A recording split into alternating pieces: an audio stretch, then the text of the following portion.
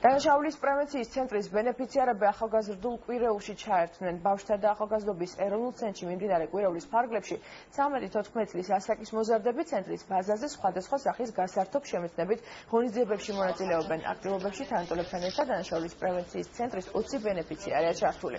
კვირეულის მიზანია აქტიური მოქალაქეობისა და არაფორმალური განათლების პოპულარიზაცია. კვირეულს იუსტიციის სამინისტროს დანაშაულის პრევენციის ცენტრის დირექტორიც დაესწრო.